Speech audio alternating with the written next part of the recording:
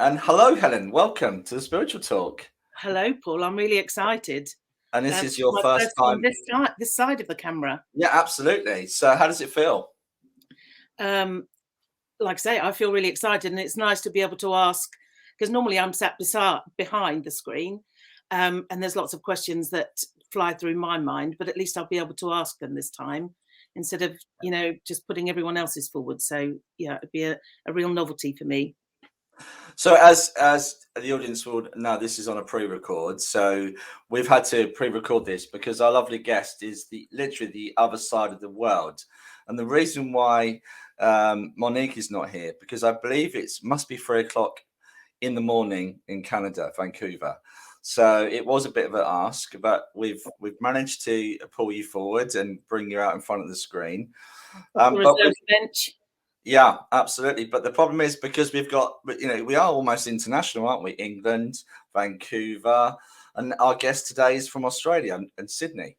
So it's quite exciting that we're international now. Yes, exactly.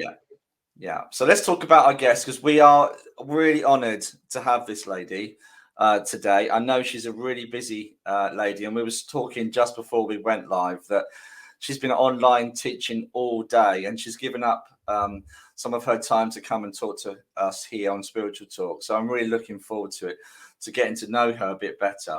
And there's lots and lots of information out there. And we always tend to, we kind of stalk our guests, don't we? So it's really interesting what we find out before the interview. So much out there. And this lady's no exception. Did you want to introduce Christine? No, you're doing such a good job. I'll let you do it. Okay, so I am quite lucky actually, because I have met this lady at the Arthur Findlay College. She was on a course I was doing with Chris Drew, Eileen Davis, and Lynn Probert, and Christine was there, and it was a great course and a great week. And obviously in this world of COVID at the moment, it was just missing places like Arthur Findlay College and just meeting people, and the online world has taken over, hasn't it? Yeah, exactly. Really, but it's bringing people together as well. So it's not a bad thing. But this lady, she's one of Australia's foremost spiritual mediums. She also teaches not just at the Arthur Findlay College, but also all around the world. She is a CSNU accredited tutor, not just in public speaking and demonstrating. She also has 30 years experience in mediumship.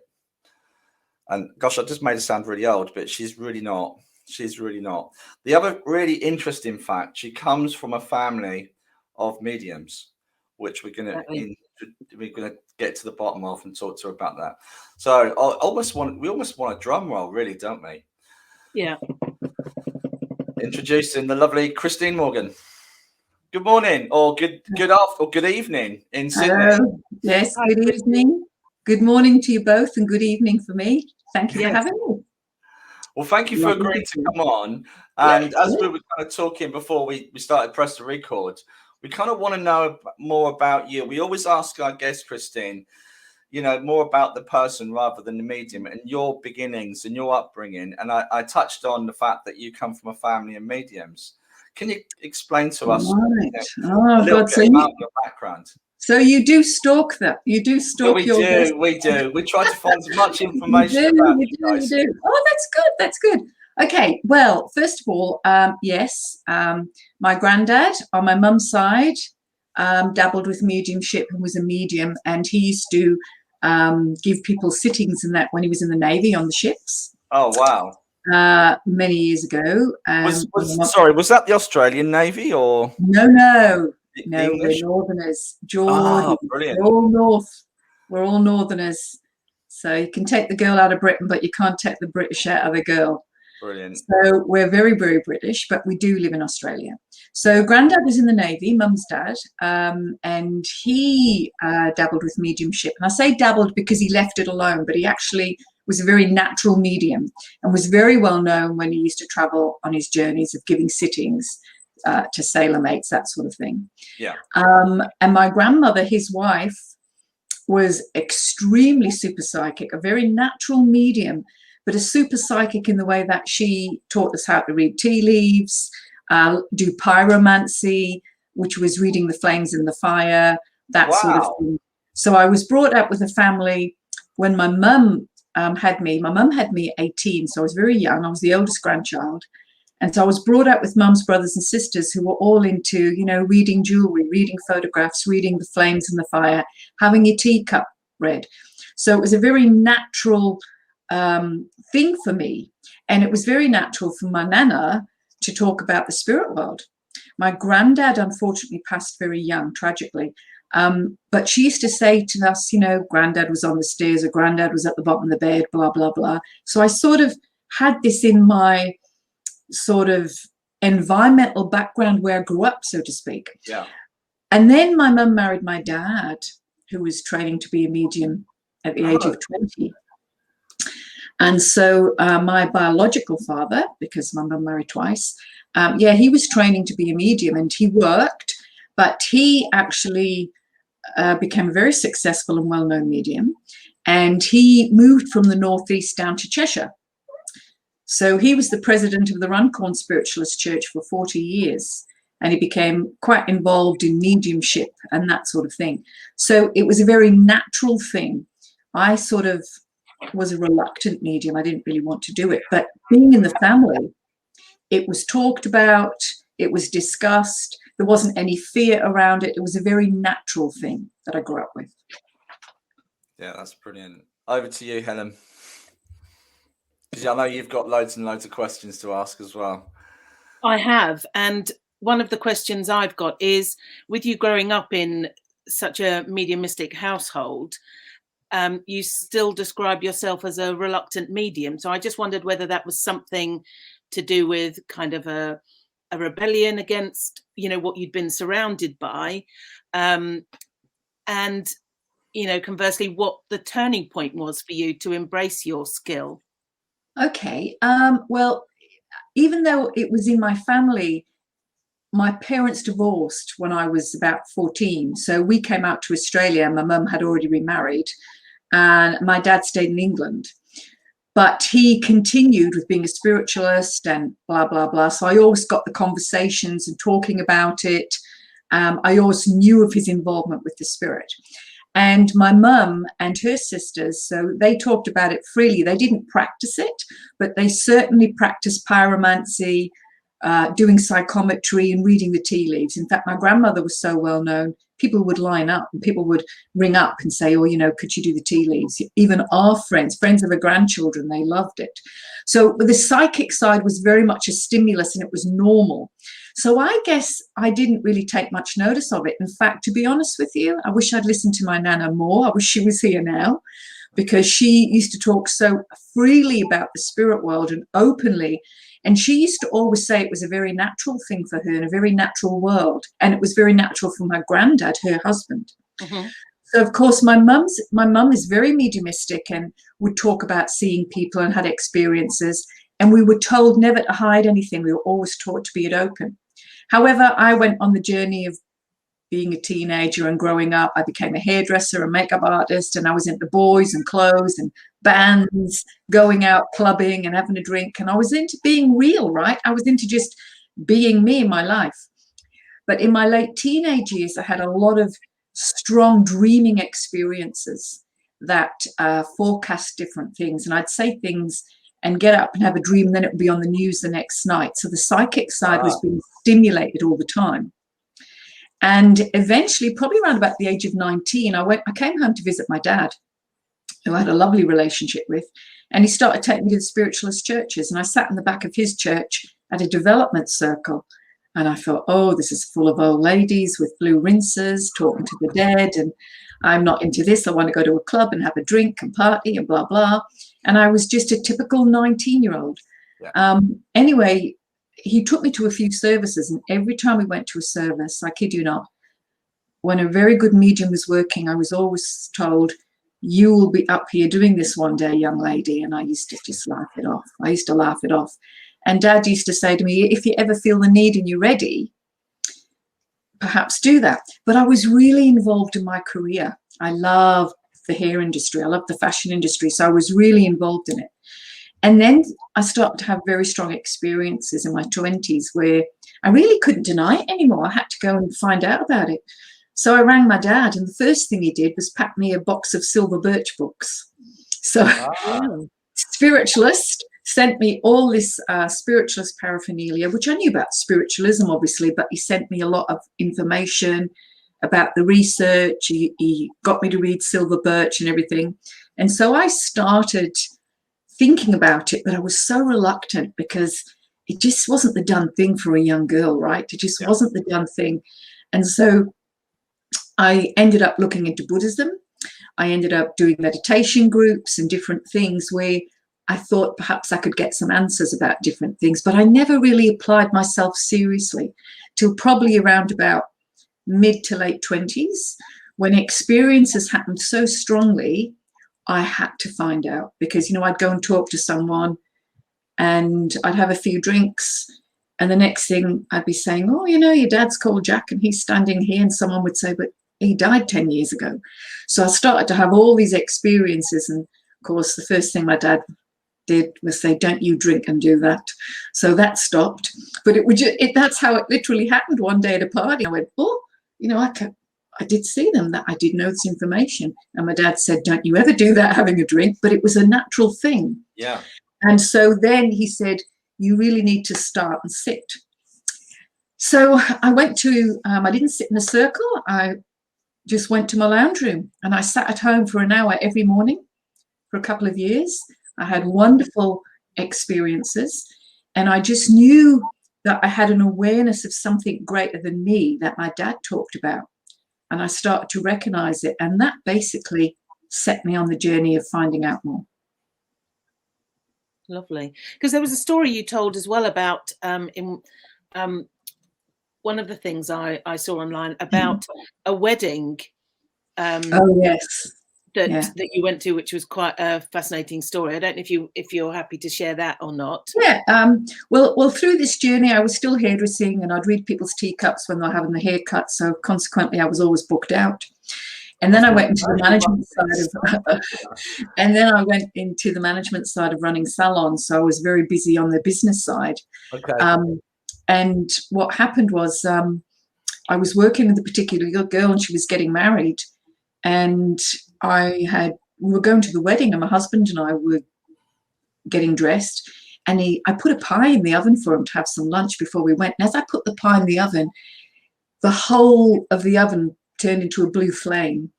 And I heard a voice say to me, there will be no wedding photos there today, but everything will be well.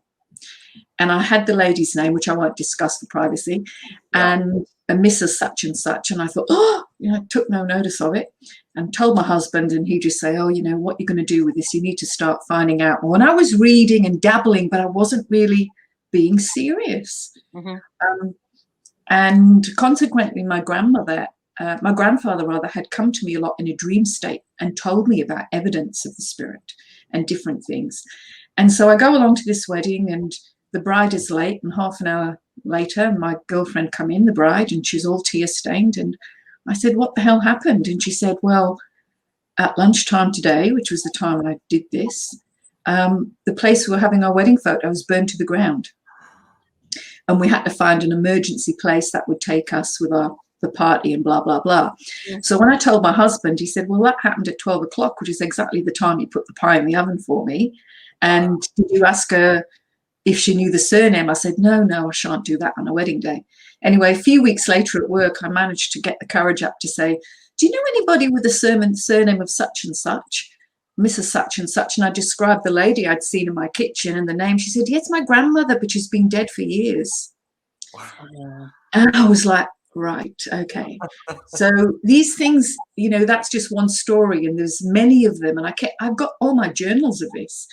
And I kept the stories. And so from then on, I thought, I really need to explore this.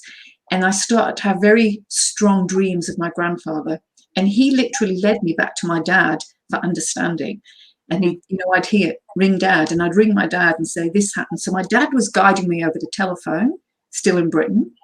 And when I came back to England once a year on a holiday, I would go to services with him, and I'd sit in his development circle.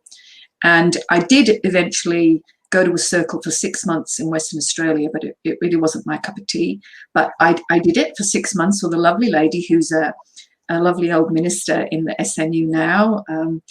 I've been a minister for many years, and her and her husband were part of the SNU churches in Western Australia.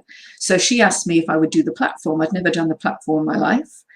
And I was going on holiday to Britain, and I was with my dad, and I said, well, you know, they want me to do the platform. I don't think I can do that. You know, Dad, I'm not ready yet. And I've been standing up demonstrating in the circle. And he said, well, get ready this evening. He says, because I'm doing a service at a lovely church called St. Helens, which you might know. And so he took me along to the service. And in those days, the services were packed. You'd get 100 to 200 people in a service. And we're going to this big St. Helens church. I remember it distinctly. And I said, well, I'll sit down the front. He says, oh, no, you won't. He said, you're sitting up the top with me tonight. You're demonstrating. Oh, well, I nearly went through the floor. Anyway, I did it. And from then on, we had bookings of father and daughter when I was over on holiday. He used to take me with him demonstrating at the churches where he travelled, because he travelled a lot around the country for churches. Yeah. So every time I was on holiday, I went to demonstrate with Dad. I continued then very seriously, left the hairdressing field. I had a lot of demand for private readings, and it just grew from there.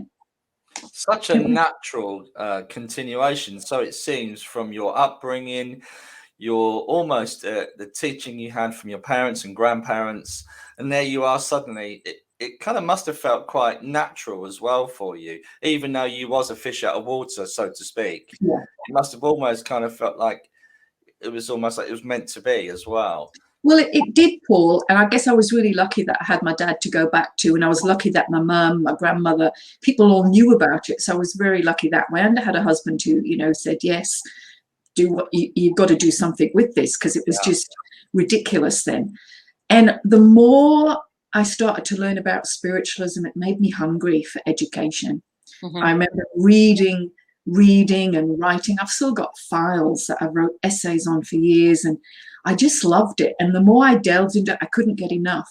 And of course, when I went back to the UK every year, the whole time was spent with spiritualism and doing services and working from there. So then I go back to Perth, and then was asked to run meditation groups, things like that. And everything just flowed on from there. I mean, obviously, I met you once before at the Arthur Findlay College, and what I don't know you that well apart from that experience. And obviously now, in the last 10 minutes, what's really becoming quite clear from his interview is how passionate you are about working for Spirit. It does seem to me that you are someone that this is a lifelong thing. It's just meant to be. Well, I believe that. And I hope so. Yeah. I have no children. I have no husband now, so I'm quite happy. I mean, I love what I do. So you know, it led me back to Perth, where I worked for the union as a treasurer. I did secretary. I taught for them. I was their teacher, and then I ended up leaving the union and opening up my own centre. So I ran a very successful centre in Perth for 10 years. Yeah. Before I left Perth. So that went very, very well. So I was very, very blessed, but I worked hard. Yeah. The other thing I wanted to mention as well, which again kind of shows your character, there was an interview on your website, and it's with Ben Fordham on Sydney 2GB. I hope you don't mind me mentioning this. And I said to Helen the other day about this. In 9 minutes, you, in this interview, the guy obviously quite skeptical, is, you know, and that's okay to be skeptical, isn't it, if it's not your experience? Yeah. And there you are explaining how the spirit world is and is around us, and then you go and give him a message that blows him away in 9 minutes. It's come off that interview. He's probably, someone get me a coffee or something stronger. It was just amazing, and it's well worth a listen. So anybody that's listening that would like to see Christine work, that was just superb. You brought through, I think it was his cousin that was a buddy as well with him. They grew up together, and then an aunt as well. But that, to me, the demonstration of that was also how good mediumship should be. You know, you named them as well. You named it, and you're under pressure. For heaven's sake, you're in the spotlight. You're under pressure, and you still named those that were coming through. Yeah, it was a very big radio. It's a very big radio station here, and Ben is very well known. And his nephew was house sharing with me at the time, and taught me into doing it. So I said, okay, let's do it. Which was great because it was great exposure for the spirit, I think. And I didn't even think I was going to do a contact. It just was so natural. It just came, so I just went with it. It did, and it was just so natural. Not only was your explanations succinct and to the point, and really quickly, because sometimes it can be difficult to get people to understand, or you've not found the right words, but you came across so well, and then you nailed the message from spirit. This poor guy was sort of left, well, what can I say? Yeah, he was definitely. The hairs on the back of his neck were standing on end, didn't he? Yeah, and it I do. Yeah. So lovely to listen to. Yeah. Oh, thank you. Yeah, thank so you. Definitely, guys, if you're listening to Christina's interview, and those that are watching on pre-record and on catch up as well, please go and check out Christine's website. We have got a link to how to look at Christine's website, how to get on there, and it's well worth. There is other interviews as well, I will add, that are also interesting, but that one for me, just that 9 minutes and so much information in 9 minutes was brilliant. So honestly, we've been talking already for 25 minutes, and I feel like we've only just chipped away at the top of the iceberg. There's so much there. The other thing I was going to say to you, Christine, have you got a book published yet? Is that the next thing? Look, I started a book a few years ago, and I was looking for a ghostwriter. So if anybody knows a good one, and I had two people who started a book for me. One of them through illness couldn't carry it on, and then the second one actually was moving away, so we decided just to leave it. And I've been told many, many, many times to write a book. I have journals and journals, and then I get thoughts, and I have, believe it or not, the journal by my bed. I wake up through the night with thoughts of things, and I write them down. And I think I'm better talking than I am writing, so I just need someone to put it into words for me. But no, I haven't actually done one. Well, I'd say it's everything you've said so far in the last 25 minutes. It would be a really interesting read, so I'd love to hear it. Anybody knows a good ghostwriter, let Christine know, because that would be definitely worth a read. Absolutely. Thanks. So I'm digressing. We've been going for 25 minutes already, and we've got quite a few questions that have come in from people that watch as well. Great. Did you want to go first, Helen? You've got quite a few as well. Well, I've still got one more question, if I can ask. Oh, no, sorry. Yeah, carry on. Only just because of my own sort of fascination. But absolutely. I also know that you have studied parapsychology, and I wanted to find out how that helped with your medium, and whether it's something that has benefited your development, and whether you would recommend somebody else who's just starting out on their journey to approach their mediumship from that angle as well. Well, for me, the reason I did it, and I think it has to be a personal thing, is because I couldn't get enough. I was so hungry. I just wanted to look at all aspects, and I was fascinated by the phenomena of spiritualism. And if you look back at all the old researchers and scientists, and how even how spiritualism came about, etc. Yeah. So it was a very basic, simplistic course. It wasn't a university degree, but it was a long course, and it was worth doing. I did it by correspondence with a college in England, and what happened was it was something that just led me to think about things differently. So I remember my tutor in that course saying, you're always coming from the medium's point of view, because things were making more and more sense to me in my own understanding and development. So when I was doing the course of parapsychology, that's how I'd come from, that perspective. Okay, so to me, it just gave me food for thought of how sometimes the layman or other people see different things and put things in perspective. So for me, it was nourishing, and it was education, and it was food, right? So for anybody else, I don't think you necessarily need to do it at all. I think it has to be a personal interest. Yeah. But I found it fascinating. Yeah. Because it was 4 years that you did. Yeah, over 4 years I did that. Yeah. Lovely. That's really So yes, we can go to the audience questions. Yeah, I'm sorry, Helen, because I keep forgetting. Obviously, being behind the screen, you must get questions for some of the guests in your mind that you'd love to ask. and all obviously the time. Yeah, And I'm so busy with the banners and things like that. I think if I spend my time typing the question to you, I'm going to be dropping the ball somewhere else. So, and the problem is we get a lot of spammers that come in and try to Oh, message. really? Yeah. So because we're now going into HD, we've got so many different platforms that we can go out across. There's so many more opportunities for spammers to come in. So we try to keep on top of that. So yeah, touch wood, this would be free of spammers. And we haven't had many, have we, lately? Not recently. No. So that's really good. So would you like to go first, Helen? I will, and it's quite a long question, but it's from a regular audience member, and it's from Carol Phillips, and she's asked, can intuitiveness manifest as pains?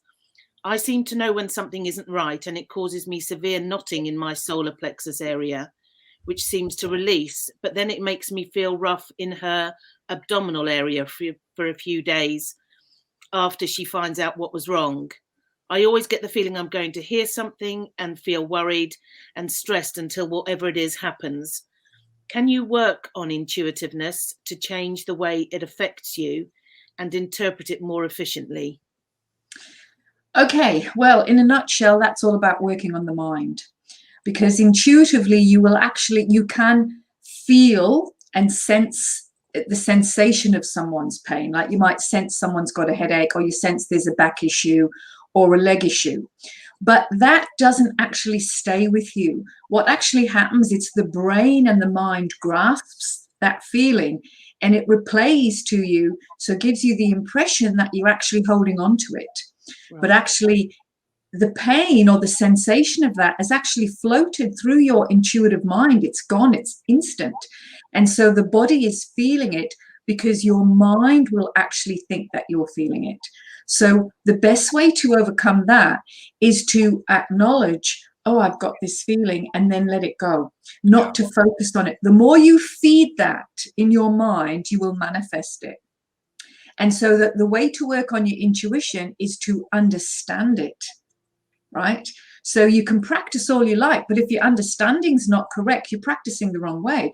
So if you practice correctly and you have a good tutor around you to guide you, to know what's your mind, what's your imagination, what comes from your intuition, which is hidden behind your screen of logic. Mm-hmm. Once you can tap into that, which is hidden behind that screen, you understand that actually what you're feeling is a preemptive sensing of situations, which can be like a premonition or precognition. You could have, there's all those different aspects you could be having if you're developing psychically. But you shouldn't be holding pain around you for 2 or 3 days. Yeah. That to me is a concern. Mm-hmm. I would say that we would then have to look at what's going on in your mind, which makes you feel that is happening. So we can give you a tool to move away from that by simply shifting your focus and not manifesting it within you. Yeah. Lovely. Hopefully that helps, Carol. Yeah, so whether that's more that she's picking up on something that's quite a fearful situation as well, perhaps. Mm-hmm. So yeah, not actually feeding that. But that's a great question. Thank you, Carol. So we've got a gentleman called Ed Goodman that has not that long been, and Ed won't mind me talking about him. I've read for Ed, and he's a really interesting man in terms of what he does for a living. He recently just changed jobs a bit. So coming into the intuitive arts and mediumship and watching mediums recently, he's had a few messages from loved ones. So I'm not sure if he's kind of there yet or understands that process. So the first one, Ed, question is asked, and there is 4, so I'm sorry about this. That's okay. What is meant by the intuitive arts? That's the first one, quite simple. Okay, well, the intuitive arts is exactly whatever we do in this field, whether it be with our mediumship or intuition, is an art. Okay, it's a craft because it's part of us, and it's a mediumship is like is a faculty of your mind. Your intuition is a faculty of your mind. So when we call it the intuitive arts, it just gives a title to an expansive awareness of where your intuition can be placed and can be used. So it might be intuitive artwork, drawing. It could be intuitive writing. could be intuitive music. It could just be in general intuition of knowing something, understanding. It could mean working with intuitive tools. So the arts encompasses a wide forum. Yeah, great answer. Shall we just go for all 4 of Ed's questions? Yes, why not? Cool. So second question from Ed is, how does intuition become psychic ability? Okay, well, your intuition is a very natural part of you that you're born with, okay? Your psychic ability is the application of how you can use the ability. Like I said, your mediumship and your psychic work, your psychic ability is all a faculty of your mind. So your intuition is something very deep within you. And there's a very fine line here. It's almost one of the same, but that intuitive process is almost like that inner knowing, that inner awareness of things. You know, we say mother's intuition, all that sort of thing. And your psychic ability is when you were able to stimulate and practice that psychic faculty to gain information of other things outside of yourself. Great answer. Okay. Question number 3. What is the difference between psychic ability and becoming a medium? Another great question from Ed. Okay, well, you know, all good mediums are psychic. Not all psychics are mediums, and I will stand by that. I believe, and it's the way I was taught and the way I still teach myself, you should have a very good understanding and practice of your psychic ability before you even venture into mediumship.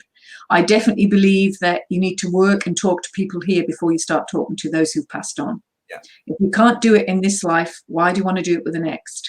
So I do believe that stimulation of the psychic faculty brings you an understanding of the difference between working with the material, people living here, situations around here, everyday life, as opposed to those who've gone before you, where you've got that mind-to-mind connection, where you're bringing forward evidence of that soul still living in the afterlife.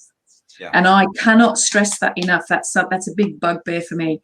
It's so important you understand. It's like, you know, you're a psychic and a medium if you're a medium, but not all psychics are mediums. And psychic is not a dirty word. I love psychic work. I think it's fantastic. There's so many avenues to explore there, and it can take you on fantastic mind journeys to gain information. It's great. Absolutely. Great answer. And how do you nurture and develop mediumship through your teaching, Christine? Well, I teach 6 classes online a week. They're traditional circles. My people sit in the circle to develop the power of the spirit. So we discuss and talk about the power of the spirit. Well, I get them, first of all, they have to have an awareness of self, and they learn about themselves as well. And with that aspect, they then grow into understanding what the power is, which is our key ingredient to link with the spirit world. But I also encourage the naturalness of mediumship. So I have got people in my group who've never sat before, but are able to link with the spirit world. So they're sort of doing a little bit what I did years ago of getting the information, then having to backpedal to understand what's happening. Yeah. So I'm a great believer in teaching from the ground up, roots up. And I do believe that you do need to nurture this with an ongoing tutor. I do believe you can sit and develop at home. I did. But I do then know that you need outside influence to help you expand, explore, practice, etc. So, and I do believe it. I don't think that, you know, Zoom and all the classes and everything's fantastic, but also it can create confusion.com. Mm-hmm. There's a myriad of different, there's fantastic teachings out there, but there's a myriad of classes. So you've got to find the person and the class that's right for you. Definitely. Is there, because it's such a difficult subject, isn't it, for someone beginning? It can, like you said, it can be a minefield. Just on the back end of that question, is there something you could or it's difficult, isn't it? I was very lucky. I did a healing course before I did any kind of mediumship. Me too. For me, it was the foundation of everything. It helped me to understand energy, etc., etc. But not everybody has that motivation, and I think that's really interesting, isn't it? To kind of, or sometimes people's motivation and why they come into it. Sometimes it literally is about the glory for some people, and not about the service. But is there anything you would recommend for those that are listening, watching tonight, that you know, if they're just about starting or questioning, is there anything you could recommend doing to start off with to help Um, them? Almost like a yeah, foundation. Right. Well, I definitely agree. I definitely believe you should visit your foundations all the time. It doesn't matter how many years you've been doing it. I think you should revisit your foundations quite regularly to see where you're going, remind yourself, freshen yourself, etc. For even people who, like myself, who've been doing it for 30 years, and there's a lot of people out there who've been doing it a lot longer than I have, they would say the same. I definitely think that everybody should read and research. Read and research what this work is about. It's not for a career change. It isn't for everybody, because as well as dealing with the joy and the love of the spirit, you're also dealing with the muck of people's lives sometimes, right? So I would say definitely find a tutor or someone you trust and whose work you have seen. Get the teacher to put the money where the mouth is. So I would say definitely go and watch someone work. Go to a few classes to see how they feel, how they teach with people, how they work with people as people before they are mediums. So I think that's very, very important, that people build a rapport with someone that they trust, confide, they can talk to. Because once you start your development, you're unraveling and developing aspects of yourself. So it's no use going into a class to learn how to do a contact or a great psychic reading if you don't understand you, your own emotional state, psychological state, etc. So the development of the foundation of awareness for you has to be nurtured by someone who's got your best intentions at heart with care, who doesn't just want you to be a good medium, but wants to help you understand you in the journey, because the tutor is still understanding themselves. Yeah. Mm-hmm. That's really good advice, isn't it? Yeah, absolutely. I've got another long question, but it's a fascinating one that somebody messaged me directly. And it's from a lady called Yvonne Wallace, who is a medium, a practicing medium, I understand. And she says, I've seen spirit beings for years now. I hear and feel them as well as write their spiritual philosophy for them. Now, something strange happened to me recently, which has left me questioning our own spirit and its abilities. Why would the spirit of a loved one visit you through the night, look at you, smile, and then fade out and leave, when in fact they haven't died and they are very much alive across the other side of the world? Very well. I don't have an issue with that, because I do believe that the spirit can move, and even though someone hasn't died, it doesn't mean they can't visit you. And I had a personal experience when my grandmother died. My grandmother had a stroke. The lady who was a natural medium, she had a stroke, and she lay brain dead after 24 hours of that stroke. She lay brain dead for 5 weeks, and we were just so distressed. Anyway, the night before she died, she visited myself, my sisters, and my mum and her sisters, and gave us all a message. And she was as strong and as alive to me in that sleep state when she came to me through the night as what I know her in everyday life. And I awoke the next morning at 6 a.m. with a call from my brother to say she'd passed. And when my sisters and I got together and we went to the hospital, and my mum and her sisters were there, she visited every one of us. Wow. And we'd all been taught to do something. Nice. And I remember, because mine was to send thank you cards for all the well wishes that had come when she'd lay in hospital. And so I do believe, my personal belief, it's a Christine Morgan thing. I don't care what anybody else says. It's about me. In my belief is that the spirit definitely can bilocate and move. And so I do believe it is possible that perhaps there's been a visitation from the spirit of that person over the other side of the world to their loved one. And I do know of other colleagues where we've had this experience. So I will say to you, I don't think that it's all black and white. And I do believe it is possible, but there might not necessarily be a meaning in it. Maybe they were just thinking of them. But then there's, of course, a lot of people believe in astral projection. So it could have been something like an astral projection, potentially, even though they wasn't aware of the visit. I met a guy once who lived in Africa for 2 years working for Mobile Oil, and he got to know a local tribesman there who taught him astral projection. And being based in Nigeria, he used to experiment of going visiting his wife, and he swears blind that he used to visit her on many occasions. Well, I certainly believe. I hope he didn't catch her doing anything on the wine or anything. So, but he was a great lad, and I generally believe this guy. So, but no, I do believe that as well. If you want to look at it, there is stories and writings of the wonderful healer Harry Edwards, and Harry used to say, you know, when he used to be in the power, he used to say that sometimes he'd find himself visiting patients, and he could describe their rooms and etc., where they were, and people would actually describe him. So it is known. If you do your research, it's actually known. Yeah. Fascinating, though, isn't it? It is, absolutely. She did go on to say that he didn't have any health issues. Sorry, Helen, your camera, you seem to be breaking up. Right. You've got your camera's just gone a bit blurry for some reason. I don't know if you can see that, Christina. Yeah, that's okay now. Sorry, Helen, what was that? I was just going to say she goes on to confirm that the person who visited her doesn't have any health concerns and, you know, isn't dying or anything like that. So, yeah, it's a good explanation that you've given. Hopefully she'll be happy with that. Well, maybe they were just close in thought, close in heart. Do they have to be ill? You know, the natural phenomena for human nature is always to think the worst, isn't it? Yeah, absolutely. Yeah. Absolutely. Okay, I've got a great question from Lucy, and we do get a lot of questions about guides because it fascinates people. And the problem is with guidance, and people always ask me, "Oh, can you see my guide?" And I just say to them, "That's your personal journey, not mine." Yeah. And I think that's really important. And is there a difference between a spirit guide and a guardian angel? This is from Lucy in Devon. Okay, well, I'm going to say to you, I think you can call them whatever you like.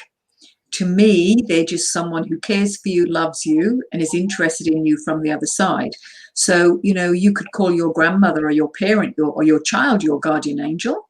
I do believe when you're working in the spiritual fields that you do attract higher, more evolved minds with more knowledge and inspiration and understanding, and maybe a philosophical viewpoint, or perhaps to work with you in any other art aspect of what we do. I do believe they're what we'd signify as a spiritualist, spiritual guides. So I think that you could call them whatever you like. You can label them. I mean, I don't really call them guides. I just think they're my friends. I just, you know, they're as natural to me as me and you. So they're just like my family and my friends. So I don't worry too much about the labeling.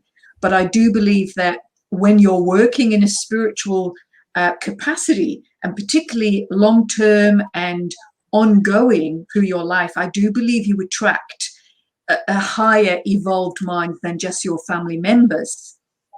Okay, so does your guide become a guardian angel? Who knows? There's nobody, listen, you know, there's nobody popped their clogs for the weekend and gone up to the spirit world and went, yes, yes, yes, yes, yes. No, no, no. So we have to remember common sense and mysteries and marry them together all the time. And you have to remember that a lot of our knowledge is theoretical. Yeah. And it's taken through a lot of research, a lot of understanding, a lot of wonderful, brilliant mediumship that's taught us over the years. But at the end of the day, it's never 100%. Absolutely. Because we haven't been there. So we can't answer that. And no medium can answer that. I think that's a personal thing for you, whatever you want to label them. Yeah. Yeah. Great answer. Great answer.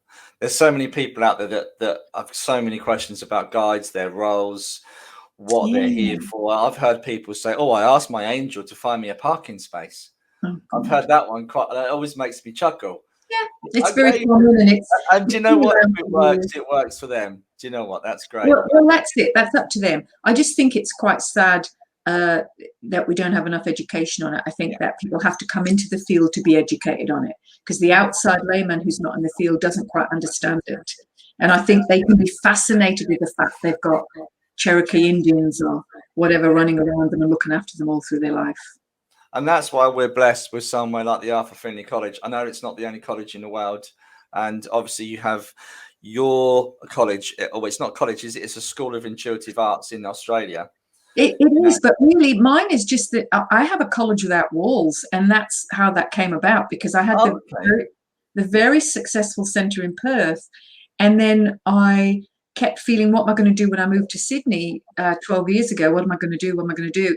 And it was given to me twice from the spirit world, but through two very well-respected independent mediums who knew nothing of it.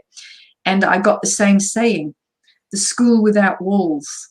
So I thought, okay, so what am I going to do? So I was teaching and gathering more and more students. So I'm very big on community, and my logo in my work is unity in community. And so I used that. And so I just decided to create a community, and I branded it as a school. And so now, obviously, it's got its own private Facebook page. It's got its own private groups. We do different things. I bring in guest tutors. And so I don't just teach to my community. I mean, I've got a trance night this Friday with Eileen. I have I've got dream classes going on, art classes. So I bring in different people, and the community is a school where people can come and join groups and learn and do different things, but it has no walls. I love that. So it's a school without walls, and that was given to me twice from the spirit world, very independently, because being the mind that I am, I was saying, I don't believe it. That's rubbish. I don't believe that, you know. But it actually was right. Yeah. I love that. Yeah. So, I have another question from Lou, who's based in Nottingham.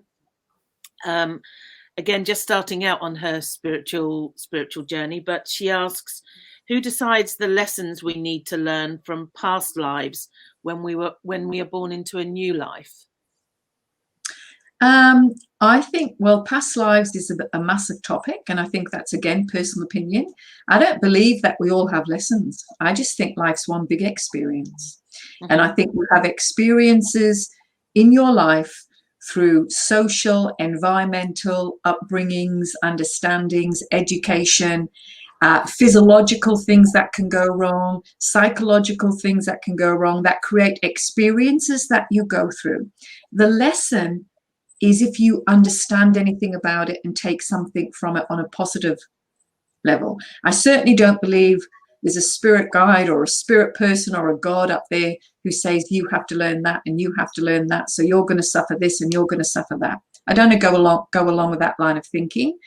And I do believe in past lives, though I can't prove it to you, but I do believe there's a notion of truth in that to a degree. Yeah. Particularly working in the mediumistic field, I do believe there's aspects of the soul where there could be possible links to previous experiences. Yeah. But I just basically think it's all one big experience.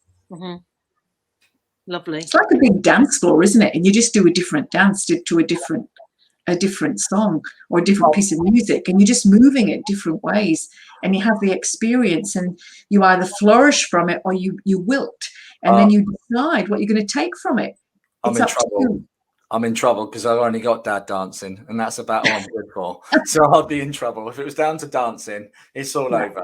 But it's just you're on TikTok now, Paul. You better learn to dance. Not a chance. Not a chance. Yeah. It's just a big sea of experience, and I think it's in your understanding as a person, your emotional maturity, of how you apply yourself to understanding the experiences around you. Yeah. And what you take from it. Lovely. So I hope she has good experiences. Yeah. Awesome. She's lovely as Lou, isn't she? She really is. Yeah. Both Lou and her partner Paul, I read for them recently. They really are a lovely couple. So hi guys, and thank you for watching. Is that the last one, Helen? I think that is where, yeah. I just really want to ask Christine before we lose you. It's been 53 minutes already. It feels like 5 minutes. But I just wanted to ask you, what next, Christine? What's next for you? I don't know. I miss working at the college. Obviously, our college has been closed with COVID. I'm really looking forward. In fact, I was talking to some colleagues just recently over the last few weeks. We're really looking forward to going back. Yeah. I really don't know what's next. And I have to be honest with you, I don't really think too much about it. I am open to the flow of the experience, whatever it takes me, wherever I go. I've been blessed to be able to, like many mediums, travel the world with what I do, meet wonderful people. I've made amazing friends. I have some fabulous people that I'm teaching at the moment, and they'll go on and flourish and become their own. What's next for Christine? I really don't know. The only thing is I do know is I don't want to stop work. I love it. I love what I do. I think I'll be given a contact when you put me in my box.